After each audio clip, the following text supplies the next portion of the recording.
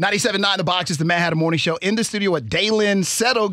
Well, first of all, welcome to the show. Congratulations. One of our bosses came in and said, Hatta, have you seen the latest People magazine? This young lady from H-Town is all up in there because she lost so much weight. That's amazing. So tell me, first of all, she is from H-Town, have 4 kids, a wonderful husband, and you lost a lot of weight. How and why? Tell me the story about all that. All right. So thank you guys for having me. I have lost 145 to 150 pounds. I say 145 to 150 depending on what I ate. If I ate real good that week, it just depends. So about 145 to 150. At my highest, I was 302 pounds. That's you? That's me. Wow. Yes, ma'am. That's me. So at my highest, yeah, like I said, I was 302 pounds. And I got there from just a lot of different things. I was not overweight as a child, wasn't heavy growing up. I actually got married when I was 20, and then I had my first child. Our first daughter was due on the day of my wedding anniversary the next following year. So within a year, I was pregnant, and just a lot of life changes. I dealt with anxiety and depression. Was on medication for 5 years for my depression and anxiety. And so that caused the weight gain, as well as just being a stay-at-home mom. It wasn't by choice. New husband, he had to work. Somebody had to watch the baby. So it was me. I felt like all my hopes, my dreams, everything that I aspired to be was just like slowly fading out of my grip. And so I was a worship leader. I wasn't writing music anymore. I wasn't singing at church anymore.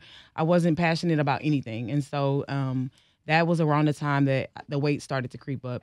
At my heaviest, like I said, I was 302 pounds. How I found out that I was 302 pounds was on January the 2nd, 2014. My sister passed away from an aortic dissection. She was 34 years old, and literally the aorta, that vessel that leads to the heart, burst instantly. Medical examiner said between 8 and 20 seconds. Now, was it because of her eating habits? Was she overweight? Well, Nikki, no, absolutely. She's a part of my story. I always tell people that Nikki's death saved my life. Nikki was she had lost about 130 pounds on her own. But because my family is predisposed to high blood pressure and all other types of, sicknesses and diseases, people always say that high blood pressure just runs in our family. And I'm like, no, the problem is nobody runs in our family. Like, that's the reason why we are where we are. So Nikki started to change her life. She started to change her diet, but still in that amount of time, she still had high blood pressure. Matter of fact, the day that she died, the next following day, she had a doctor's appointment, and the doctor's office called our house to confirm. They called my mom and was like, we're confirming Nikki's appointment. And, my mom's like, she passed away. So mind you, when she passed away, we didn't know the cause of death instantly. They just tell us to get to the hospital. There's an emergency. Just come to the hospital. We get there. They tell us that she passes away. They bring her in the room. She just looked like she sleep. She just looks like my sister's resting. And so it took about an 8-week time period to find out what her cause of death was. Once we found out what her cause of death was, it felt like it had happened all over again. Could it have been prevented? There's a possibility that it could have been prevented, according to the medical examiner, if her blood pressure was regulated under check. Wow. Her blood pressure got so high, it was like that vessel was just pressing and it burst. Like, it's just, her blood pressure literally caused that aortic vessel to burst. So even with her working out and trying to change her life, was it that it didn't happen soon enough? It was too much, too little, too late? I hate to say it like that. Exactly. That's exactly what it was. Wow. And the fact that she could have possibly been put on blood pressure medication to help regulate her pressure and then slowly weaned off of it. But it was just so high. And there are other little contributing factors that cause aortic dissections. But when she passed away, I became like some type of researcher. Like, I just started researching about, aortic dissections and started researching about high blood pressure. And I instantly knew that this was going to change my life. Like, it didn't take, a lot of people ask me, how long did it take for you? No, it was instant. It was like, okay. You just changed your diet. You changed your eating habits. You changed your working out regimen. All this just changed because of your research and your sister passing away. That's exactly, like, everybody talks about anybody who loses a large amount of weight. All of the lovely ladies in the story, we've all become friends, and we all have these like aha moments. One of the ladies talks about how she was like 8 months pregnant and didn't know she was pregnant. She delivered her baby. Yeah, that's great. Shout out to my girl Liz. But my story was like, that was my aha moment. You hear people talking about, I couldn't fit in this seat. Well, mine was bigger than just sitting down in the seat. I literally lost a sibling, a best friend. So to have that happen, it didn't take, I'm going to get myself together in due time. Like, that moment, the old me came back. It was like instantly I found my drive. But even going through that, though, you can still get to a point where you're trying to do this, but you can't achieve your goal. Right. But did you ever meet a place? Did you even ever meet that median in the row where I just can't do this anymore, or you were just so focused, like, this is what I'm going to do? Every day.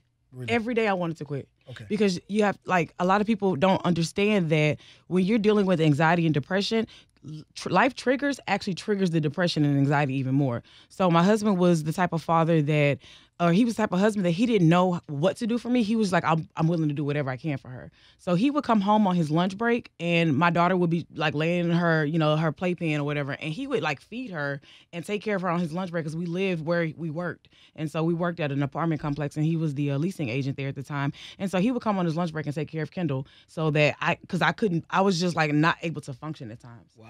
And so he did that for years. I have pictures of them having tea parties in the kitchen, like on the floor, and it would like all the dolls and stuff. And he would text them to me and say, this is what we're doing right now, because I didn't have any drive to get up and go. And so when I started this journey, it wasn't like instantly my health came back and my mental, stability was there. I mean, there were days that I wouldn't get up. It was definitely a struggle. And I believe in the power of prayer. And so there were times where he would ask me, is there anything I could do for you? And I would say no. And I would say, are you eating today? He'd say, no, I'm fasting for you. I'm praying for you. And literally her death and prayer saved my life. Well, let me ask you, because you have the husband over here. Yeah.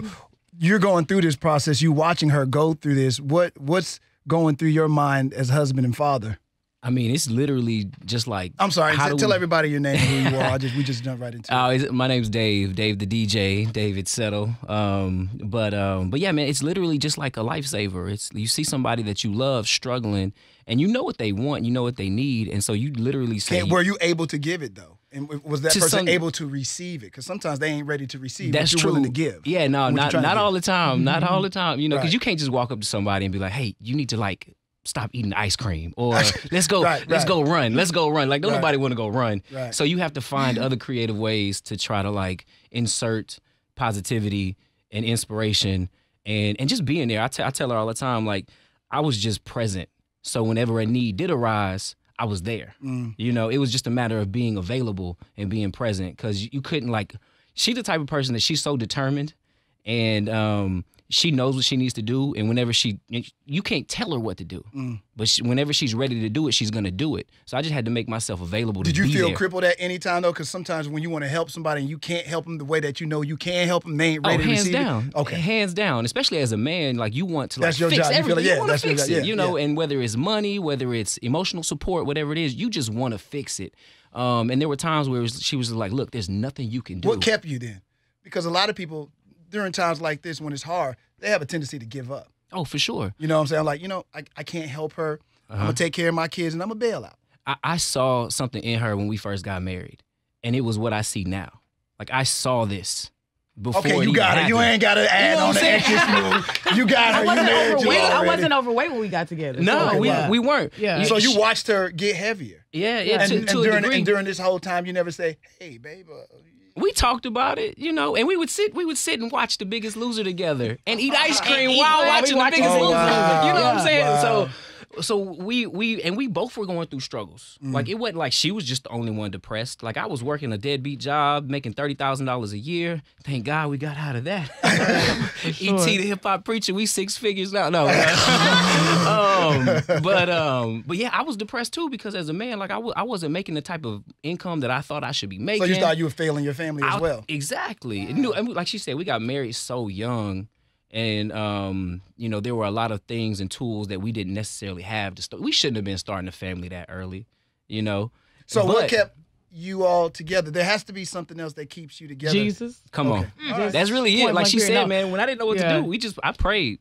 I think that because our relationship, even outside of just being married, like the friendship and being able to have a conversation about anything, everything, all the time really helps. A lot of couples, when they struggle, they don't have anybody to go to. Well, he's my go-to and I'm his. So it's like we don't step outside and have conversations with other people about what's going on. Like, no, if I'm the problem, come talk to me. If you're the problem, I'm going to come talk to you. And I'm real like... Can y'all tell other people that? Because a lot of people don't understand. They go to their family. No, that's the worst thing. And here's the thing. We have like some of the most supportive family members. But I had to learn early on that was just their opinion. They don't live with us. They don't see the ins and outs. And not only that, if I'm talking to my mother about something that's going on, she's only hearing my side of the story. She's not hearing David's part. So she's just, girl, you ought to do this, and girl, you ought to do that based upon what I'm telling her. Yeah. So, and plus she's going to be on your side anyway. Regardless. Do you hear me? And so then he's super close to my dad. Him and my dad are a lot alike. Okay. I met him through my dad. Oh, wow. So yeah, through the church and going to church and meeting him through my dad. And so they kind of get together, and when they have their little talks, it's like, yeah, them Bradshaw women something else, man. And like that kind of. So we stopped. We had to learn how to like communicate with one another, even in the worst conversations. Sometimes we have like some of the hardest conversations you could ever imagine, but we'll stay up late at night and just sit there and hash it out. And you know, I think that what really helped us, it might have made it harder, but having our children. Because it gave us a greater reason to stay, and it gave us something bigger than us. It wasn't just about, even to this day, when we go into situations, we'll cut the argument short because we're like, it's not about us. It's about these four. We have 4 kids now. You know, a 10-year-old, 7-year-old, and twins, 2-year-old twins. So it's not about, and now that our daughter is 10, we realize I've got somebody looking at me, and he's got 3 boys looking at him. Yeah. So it's not really about, you know, David and Dalelynn. It's about all of those 4, and that's what's helped me on my journey. Some days when I don't feel like going to the gym, I have 5 people in mind. I'll say Kendall one day, Dylan another day, Devin another day, Kyron another day, and then Dylan's the last day. And those days, I'll think about Kendall my whole workout. And that whole workout is focused on my baby girl. And then the next day is my son. My 7-year-old son has autism. And I think about the struggles and the battles that he deals with on a regular basis and how I can be a blessing to him. So everything about this journey is bigger than me. The People magazine article, I told my mom before the article came out, before I even found out about People, Nikki's death is going to save so many people's lives. It's bigger than just, I feel like we are blessed to be a blessing. And that every struggle, everything that we go through is supposed to help somebody else. It's not just so that I can go flash my money around and be like, look what I got, look what I've accomplished. This is a testament to what hard work and dedication can do. Somebody needs to know that. Somebody feels hopeless. They need to know that it's real. It's very possible. Now, So- Dalelynn, okay, go ahead, Jay. So at the beginning of your journey, like, how did you change your diet? So she was like, what do I got to do? So, Come on, I need to know. so What do you got to do with that mask You on need your to stop. face? Okay, Yeah, I don't Go feel ahead, you. go Okay. ahead. I didn't want to judge her. I was. I can't judge. Please judge her. I can't judge her. It's just a mask. You know, yeah. Come on, y'all ain't got questions. Y'all got to have questions. No. This is I've seen her in Music Matters a couple times, and so I just felt like that's just her personality. So I just gonna let her be great. I was just gonna let you Thank be great today. You're for welcome. accepting me for me. I have. I don't have a choice, actually. I'm in your home, so. At your house, you gotta do what you gotta do. But in my house, baby, that mess got to go. No, but really, I want to know, how did you start the I journey really wonder why you got the and mask change on. your diet? Go ahead. That's neither here nor there, Matt. Okay, But we just here go we ahead. It's go, your here we go, day. here we go. We deal with her day another day.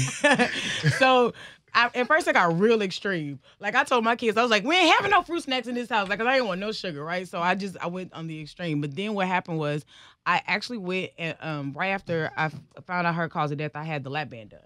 Okay, so a little bit about the lap band. Lap band is not, it's a bariatric procedure, but it's nothing like the sleeve or the bypass in regards to they're cutting off a portion of your stomach, and like your stomach is actually smaller. With the lap band, there's just putting a band literally around your stomach, and it makes your brain believe that your stomach is smaller because you can make the band tighter or looser, you know, based upon your weight loss goals, should I say. So I did that, lost 90 pounds, but that did not change my diet. That did not change my mindset because like I said, with the band, you can get it tightened and they just put a little needle right here in your stomach, fill it up with saline, tighten the band around your stomach. This is just my experience. You know, they tighten it around. And if it's kind of tight, you're restricted. So you can only eat half a cup of food per meal. So it doesn't matter what that half a cup is. It could be half a cup of Skittles. Like you could just eat only about that portion. And then a couple of hours later, once that food slides down your stomach, you're hungry again, you eat again. So it's just a cycle.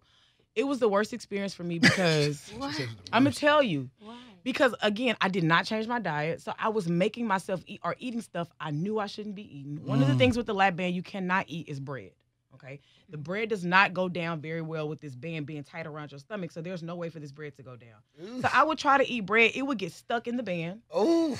Okay, I did not have bariatric insurance because I had insurance, but it wasn't covered under bariatric. So I would have to go to the doctor's office, who did my band. They would have to put that needle in my stomach, withdraw some of that saline so that food can go down.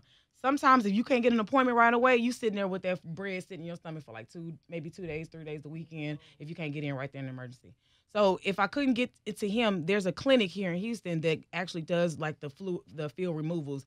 And it's not too many people who'll do it if they're not your doctor. So I have to wait over the weekend. So let's say Saturday, happened and I ate a real good meal and the band gets tight, gets stuck. I'd have to wait or I'd go to the emergency room. How much was it? Like $250? Yeah, like $250. Yeah, $250, $300 per appointment, time I would go to get that band, that fluid taken out. That happens with eggs. What else? They would like Rice. potatoes. just anything that you're normally like comfort food. That's the stuff that would make me feel better. So this is right after my sister's death. I'm grieving, so I'm eating. So that part right there didn't change like it should. So that's why I said the band did not change my mental. So I actually had it removed. And the straw for me to have it removed was we were on vacation with our family. Family friend has a lake house in Mississippi. So we were all vacationing. Even the weather changes the tightness of the band. Sometimes if it's cold outside, that band gets so tight around your stomach. If I'm flying, I can't eat anything for the first day. I have to have like warm liquids the first day after I get off a flight because the band gets tightened up. So that particular week was spring break, and I remember the band got tightened for something. I literally was throwing up the whole spring break trip because I was trying to bring back whatever got stuck, and you can't even get liquids down by now. So during that spring break period, I think I was 272 pounds, and I got down to like 254. How I know how the weight is because we called every doctor's office from Mississippi to Baton Rouge looking for somebody to take the fluid out of my band because I was miserable with my entire family on spring break. So he drove me with my sister, and by the time this time I had my twins, and they were like 5 months old. We drove 3.5 hours from Mississippi to Baton Rouge to get my fluid taken out of my band. When we called those people to ask them how much it was going to be, he told me $350. And it takes 5 minutes to do the procedure. You just lay down, put the needle in there, we'll take the saline, withdraw it, and that's it. Did you only have to have it done once? What that Yeah. the fluid To have taken the in and band out? adjusted, yeah. No. You Oh, got to that get it was nice. once a month for the first year. Oh. Once a month for the first year, you got to go get that band adjusted, and they tighten just a little bit at a time. So when they first put it in your stomach, it's not tight. And then you go once a month for the first year to get it adjusted so you get to like a happy spot. But even when you find that good spot where food is not, it's not too tight, like I said, weather, all kinds of stuff affects the tightness of the band. Yeah. So that didn't change anything for me. So what I ended up doing is I ended up having it removed. I had it removed 2 years ago. Talked to my doctor. He went ahead and removed the band.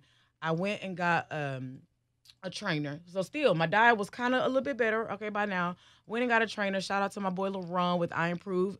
We met the first time, and when I started with him, I did the first, I want to say 2 sessions. It was like 2 8-week sessions. I never met him. We didn't sit down and have a conversation. He just sent me my workout plan. He asked me what my goals were, had me take before and after pictures, and he sent me the plan. I think around that time, I was trying to outwork a bad diet. And I say this to everybody, you cannot outwork a bad diet. You cannot eat what you want and just be like, I'm just going to go hard in the gym and it's going to, nah. I was so depressed the first few weeks working with him because I'm like, I'm not losing anything and it's not working. I wasn't doing what I was supposed to do. Yeah. So I had to change my mind. Okay, I had to get that together. Then I started what worked for me 100% is meal prepping. So I'm very goal-oriented. I have a goal in mind, and I'm very organized. And then when you have 4 kids, I'm not going to change my diet for all 4 of y'all. Y'all going to eat what I eat. So we going to all eat the same thing. I'm eating broccoli, you going to eat broccoli. I got Brussels sprouts, you about to eat Brussels sprouts. It was good broccoli, though. Yeah, it was. It was. So what I did was I meal prepped, and then, and I still do. We prep on Sunday nights. So we go to the grocery store, like sometime after church or something on Sundays, after we leave, like, because we like real Southern. Like my mom cooks on Sundays and she cooked the whole spread. And so after we leave her house and everybody's eating, we go to the store. I go to the store, get everything, and then get the kids in bed, and we just lay out the whole food for the whole week.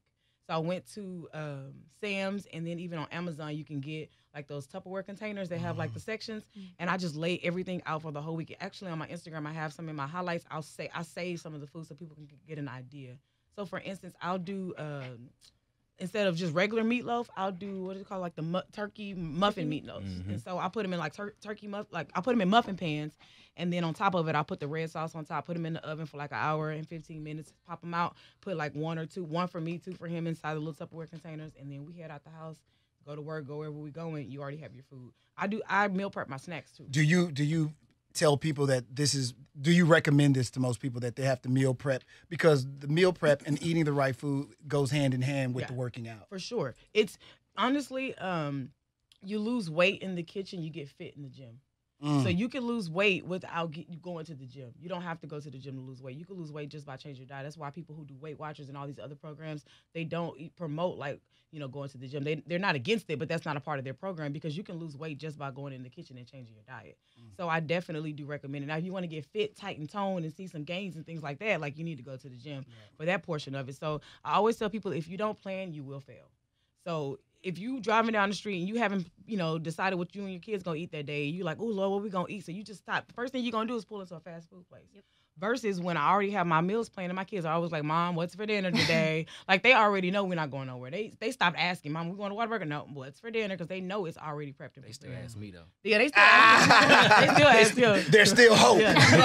And when I'm gone, there's plenty of hope. I don't sabotage the routine. I'm saying, But they love it. They love What it. did your kids say about your whole journey and your transformation? Man, the responses are crazy. So my son, my 7-year-old, he just be saying whatever comes to his mind. I kind of want to punch him in his throat. Because he'll say stuff like, when I was overweight, he'll be like, you're so squishy. Your stomach's so squishy. And I was like, I'm about to punch you. But now they'll say things like, you're stronger than Daddy. Or you're like, Daddy, Mommy can beat you up. Like, they'll say stuff like that. That's nice to know. The person nice to that know. really has blown me away was my daughter, my 10-year-old. And again, I say that because everything I do, I went back to college. I'm a certified personal trainer now. I did all of this stuff. Everything I do is for Kendall. And I make sure that she knows that, because I used to cry to him and be like, but Dave, you don't understand. The boys have somebody to look up to. Kendall don't have anybody, like, as far as in our circle, in our lives, me personally, like, to look up to aspire to be like. And she used to say stuff to me like, all you do is take naps. All you do is lay in the bed. Like, what do you do? Like, when we're not at school, what do you do? She's very outspoken, like a mama. But she would say things like that, and that would crush me, because I'm like, she doesn't see me doing anything. And I would, and David would be like, Kendall, don't say that. That's not very nice. And I'm like, no, she's being honest. She's just saying what she sees. She's like 6'7" at the time saying that. So her response when she got the magazine, the article, I have a picture of her like glued to it. And when Dave was driving, we were going somewhere, and she was like, Mom, there's this really pretty lady in the article. And she handed it to me, and I was like, who? And she was like, right here. And she was smiling, and she was looking at me, page 61. So she's like, look at his mommy.